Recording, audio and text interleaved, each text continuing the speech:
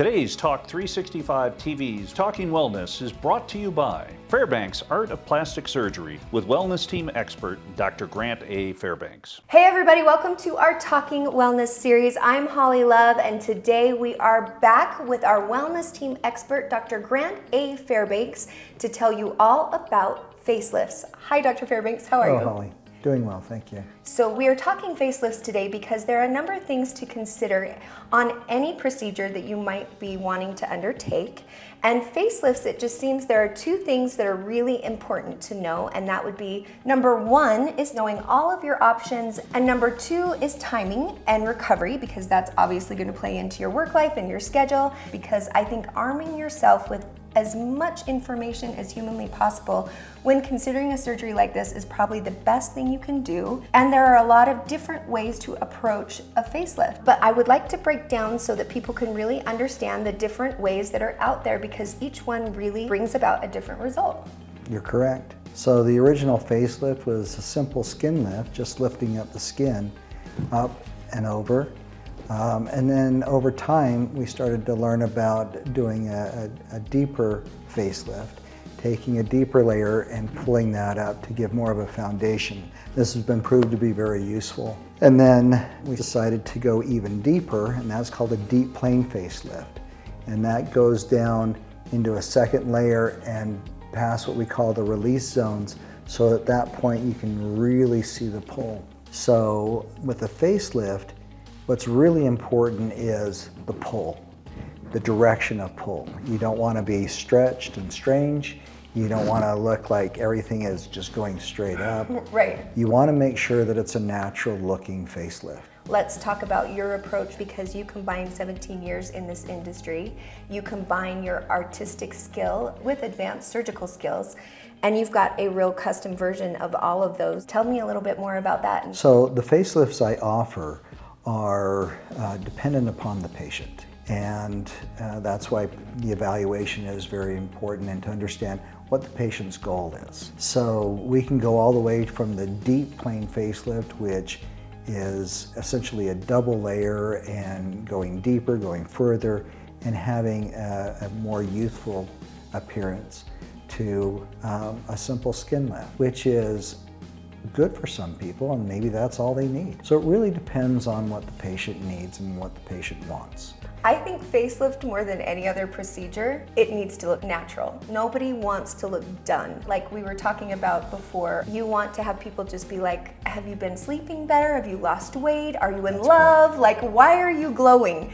Those are the responses that you get from your facelifts, but Correct. I think we've all seen one that looks very fake and very scary, and that natural result is the most important thing, especially in this procedure. So That's understanding correct. what the different types of facelifts deliver in the end is really important. That's correct. What about ages? Is there a specific age that you recommend to come in and start having this conversation, or is that a preference too? Well, the typical age that we see facelift patients coming in is usually 50s, 60s, sometimes early 70s. We've seen them as early as late 30s, believe it or not. Oh, wow.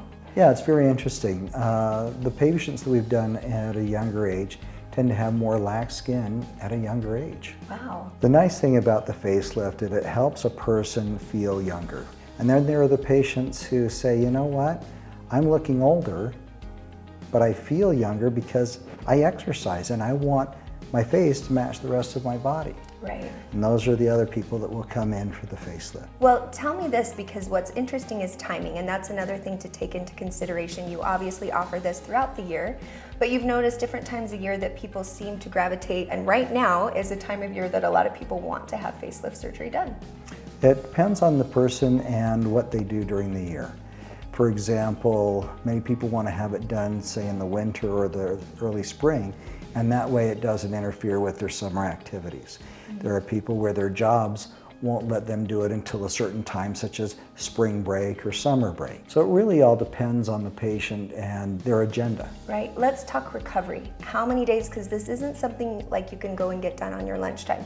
There's going to be a little bit of recovery. It always takes time. If you want to have a good result with safety, less swelling, less bruising, it takes a little more time. But I've asked patients to really avoid strenuous activity for at least 6 weeks. Ooh, okay. So no aerobic exercise and so forth. Now, by the time they're 10, 14 days out, they're actually feeling more comfortable about going into public. The swelling isn't as much as they thought it would be typically, but after 6 weeks, people are free to do anything they want to do. But people who come in to see us from out of town, they're back on an airplane in 10 to 14 days. And that's how quickly the swelling and bruising has gone down, so that they're better off in public again. And you look relatively back to normal, like the swelling. I know swelling takes a really long time to completely go away, but for the most part, at the end of that 6 weeks, you can be out and about and looking. Correct. Typically, I tell people, wait for 3 months. After 3 months, you can pretty much tell what your facelift is going to look like. Now, the scars will always be pink for the first few months. They start to fade, and it usually takes a full year for the scars to completely fade. Okay. And what about the bruising? How long does that take? If there's bruising, and sometimes there's more than others, 2-3 weeks. Okay. Fortunately, that can be covered up with some makeup, and so it's actually a fairly well accepted thing. So if people are interested in getting this done, what is the best way to get a hold of you, and what is the next step? They can go to the website at fairbanksmd.com, and you can put on the promo code Talk365TV. And book a free consultation. That's correct. Thank you for that so much. So for our viewers, he's agreed to extend his offer to do a free consultation if you enter promo code Talk365TV when booking online at fairbanksmd.com, which is huge. He spends a lot of time drawing, sketching, bringing his artistic skill, his medical knowledge, answering all of your questions. Probably over a $200 value that you're saving by entering that promo code, or let them know that you saw the spot today, and then get in here, because knowing and being able to have your questions answered will be half the battle at making the decision and moving forward, and then, leading your best life, which is what we want for everybody. That's correct. Well, Dr. Fairbanks, always a pleasure. Thank you so much for your time. The pleasure's mine. Thank you. All right, don't go anywhere. We'll be right back on Talk365 TV right after this.